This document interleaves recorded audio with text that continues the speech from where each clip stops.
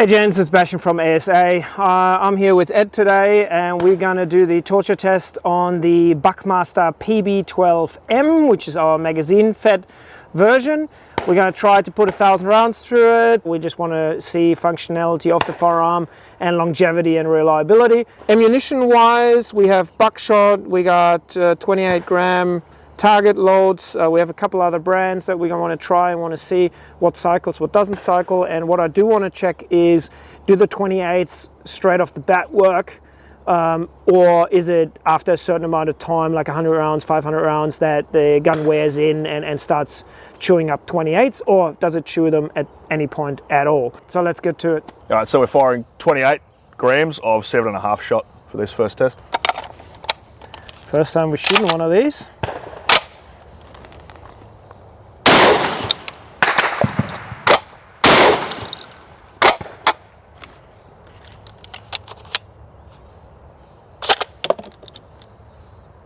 Light strike.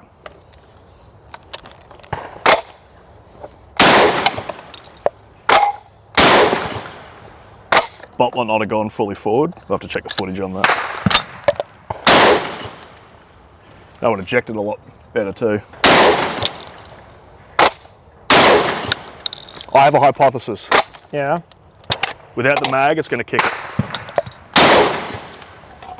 So the bolt's getting drag on the mag, and that's why it's coming back slow.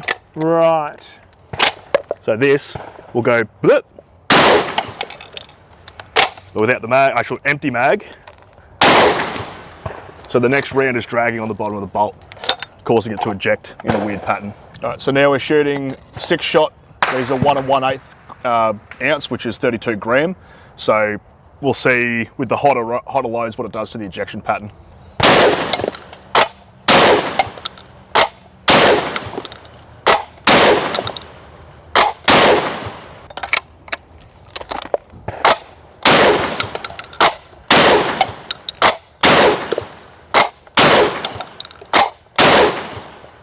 All right, so now we're shooting Remington 00 Buck 9 pellet.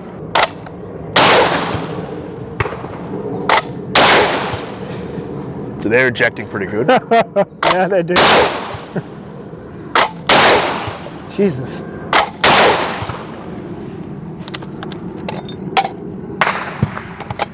Yeah, they're flying.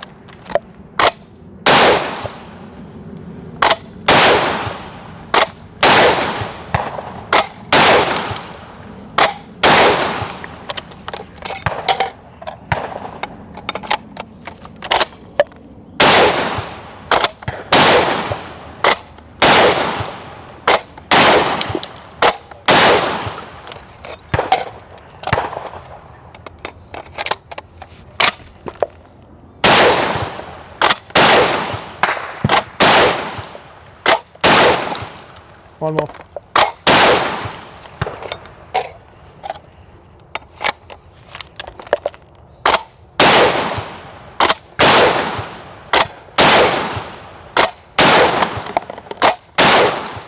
That worked really, really well. Now you can see there was a lot better ejection pattern, being that the bolt carrier is going to come back quicker with a hotter round. You're going to have better cycling. Obviously, you wear that on the shoulder though, but the hotter the round, the better gas operated guns are going to cycle.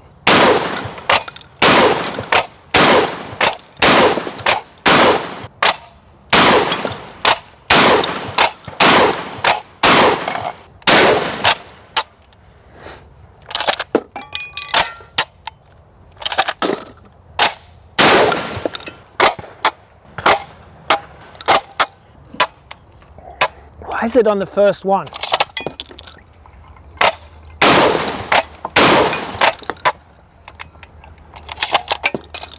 Okay, never mind. So they've all got some sort of damage at the front, so I think it's they're not chambering properly. They're getting something on and they're not going all the way in, which is why you're getting a light strike, I think. Oh, it literally took a chunk out. I think it's off the extractor cut because they're super sharp.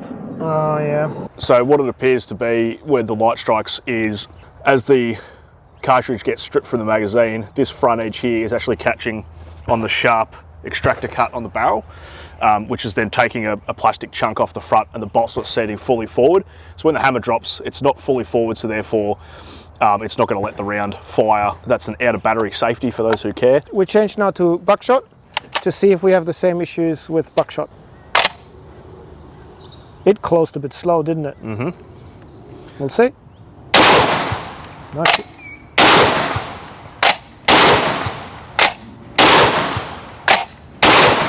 I reckon it's the Winchester ammo. They're notoriously a bit shit.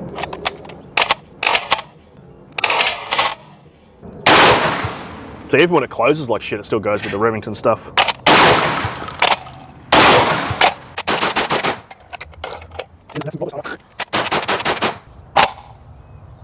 Seem to feed a lot easier. Famous last words.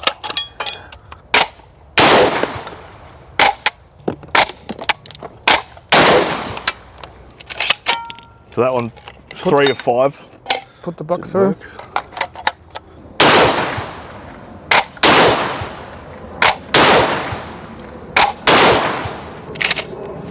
I reckon it's the ammo.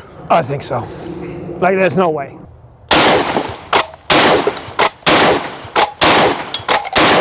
All right, so we fired 125 shots. I'm just going to double check the choke. Now, what can happen is if your choke loosens under firing, where it shoulders up on the inside of the choke cut, it creates a gap. That gap allows wadding to get stripped off, which is the plastic. You get too much wadding in there, you'll end up having the choke lift. If you get choke lift, the next shot goes through, the actual lead or steel, whatever you're using, will grab it and blow your choke out. So you always need to make sure your chokes are tight at all times. Now, because these are inset Beretta Benelli mobile chokes, you can't see from the outside that they're not seated correctly. So you need to get your choke key and do it. If you had external chokes with a knurled end, you would be able to see that it's out. But we'll just double check that. So this one's loose. So had we kept on shooting that with a loose choke, we could have run into a drama. And because that was loose, I'm going to take it out. I'm just going to double check that we haven't got any issues, which we shouldn't have, but we'll just double check there's any wadding underneath it. Right, so there's no wadding underneath it. There is a little bit of carbon fouling on the front of it, but that's fine. So that's good to go back in. Is there something around how tight is too tight? So you don't want to be tightening it in so tight that you can't get it back out. So you want to have it, get it till it stops, and then just give it like an 1/8 of a turn just to knock it. If you really honk down on it, when you go to take it out, you're going to strip out the cut for the key. If that happens, we just had a customer that happened to one of our customers. What do you do? So there's a couple of different ways of getting a stuck choke out. Sometimes you can soak them in diesel or penetrating oil, which will break down the carbon that's locked it. If it's been peened, so sometimes the start of the choke can get peened outwards, particularly if you're using steel shot through a choke that's not rated for steel shot. In that instance, there's no way you're going to get it out with a key, so I would have to put that barrel in the lathe, and I need a single point bore it out with a boring cutter, and then I'll need to re-chase the threads with my thread cutter. So in short, you ain't doing it, it's going to a gunsmith. Correct, yeah, you will have to go to a gunsmith to get fixed. You can't fix that yourself.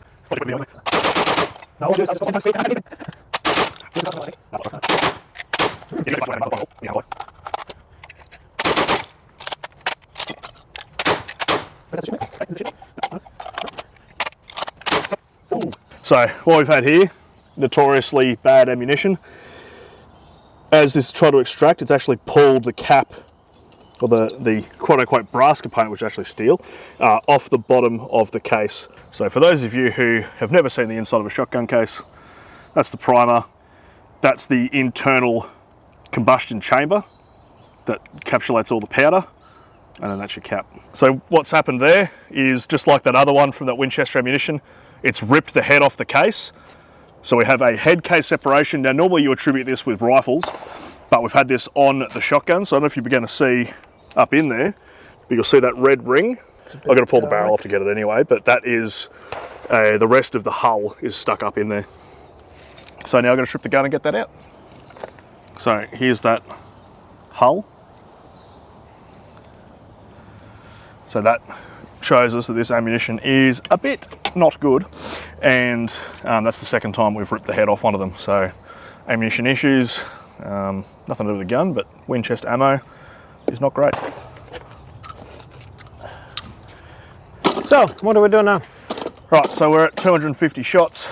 We're going to pull it apart and just check everything, check all the spring lengths and do all the normal checks that we would normally do, and then we'll put it back together and then probably put another 250 rounds through it. All right, so since that last choke test, which was at 125 shots, we're at the 250 mark, and you can see how far out that choke... Is that hot? It's very hot. So you can see how far out that choke has wound itself. So this is why it's important to always double check your chokes. Is there a way to fix them in there? I mean, like, not permanently fix them, but... That's the idea behind grease, because grease slows it. If you just oil them, the oil blows out, then they just fucking wind out real quick. And that's why people put grease in them. It's a bit more sticky. Did you put grease on it before we went? Certainly did. I'll re-grease it though. So all that grease is gone, but there's no wadding or anything, so that's good. So that's how much carbon ends up on the gas piston after 250 shots. So when you send it back on warranty and you say you've cleaned your gun and it looks like that, I know you're full of shit. That's gone dry now, and the reason why you keep these lubricated is it holds the carbon in suspension, makes it easy to clean off and doesn't stick to the stainless steel gas plug or gas piston. So it's important to keep them lubricated, otherwise they are very hard to clean and they can get stuck. Yep, so the clean's done, just a little bit of a re-lubrication on the choke and the gas piston. There was a little bit of lubrication done on the return spring, but that's it. It's left dirty. Haven't actually cleaned it properly, so I've just re-lubed and we'll just crack it back on and we'll see how it goes. Right, so we're going to fire some steel through the shotgun. So this is 7-shot steel, 28 gram. So in the manual, it's going to tell you that 2 of your chokes are rated for steel. That's your cylinder and your modified. You can't fire steel out of your full choke. It'll say that in the manual, don't do it. We have a cylinder choke in, so we're going to fire some steel shot through it.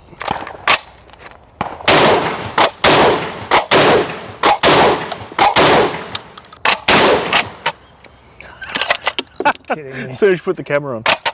Oh my God.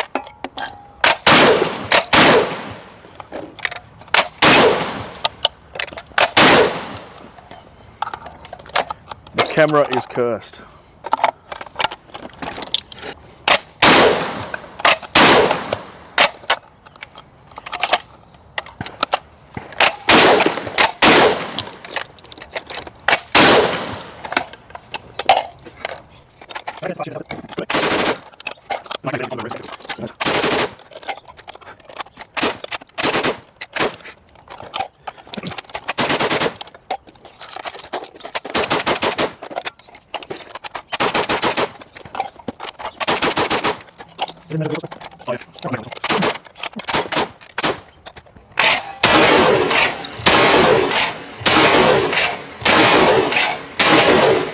That was a 6-shot Winchester, wasn't it? Mm-hmm.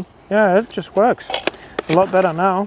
We're going 6 again, or is it 7? No, there's 7. Yep, cool. But we can do it. No, we'll try the 7s now to see if they work any better.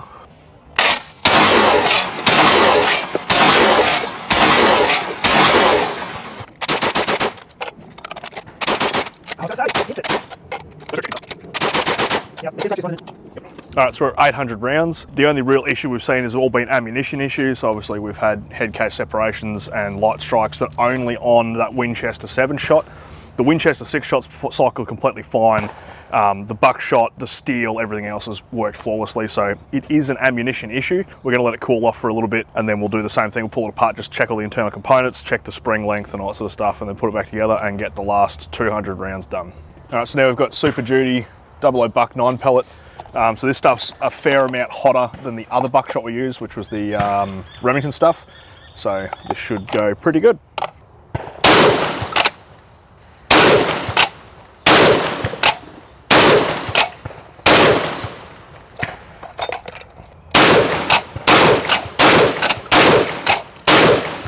Alright, so after doing the Super Duty, we're going back to the Remington buckshot. So still 00 9 pellet.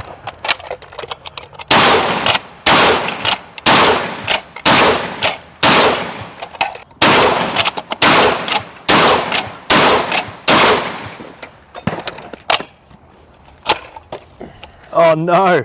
What? Are we off? Almost. No.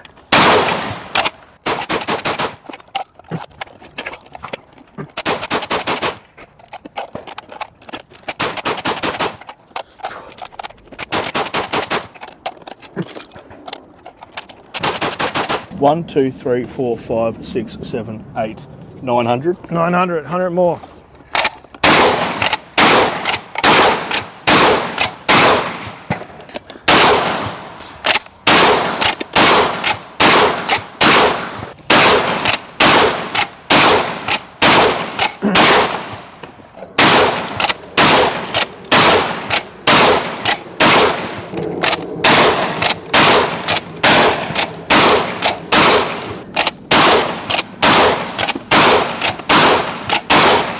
Oh, she's getting fucking hot now.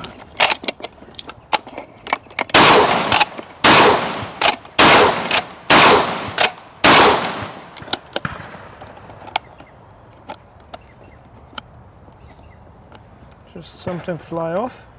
Oh, hang on. Choke. Ooh. That was lead, that's why. Oh, they're soft soldering these, not fucking brazing them. So we got it too hot? Yep. But there's no fucking way that someone would get it this hot, normally.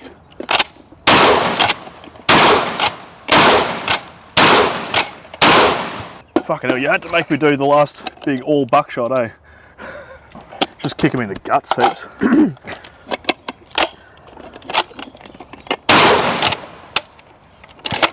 it wasn't.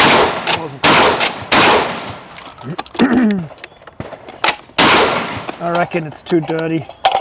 I mean, we haven't even cleaned it at all, so. No, we have not. No.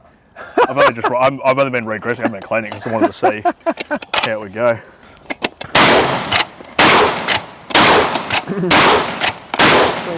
Is that last mag, is it? Last mag. Camera's rolling. Last mag, here we go.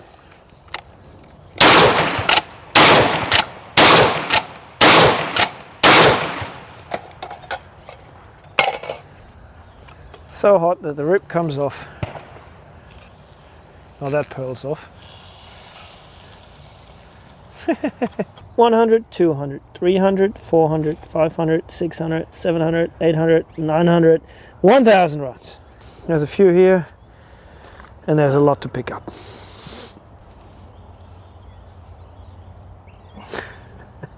I saw. I bet. The old recoil pad. Fucking. Pass me the gun without burning myself. Oh shit, she hot. So we've done 1,000 rounds. We didn't clean it.